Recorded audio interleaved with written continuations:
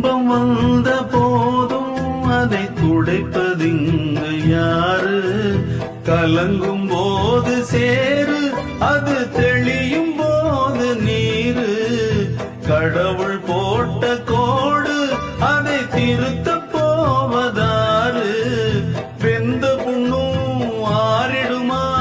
வேதனைதான் தீர்ந்திடுமா? விண்ணுக்கும் மண்ணுக்கும் சம்பந்தம் உண்டுன்னு சொன்னது யாரு? அது மன்னவன் பேரு.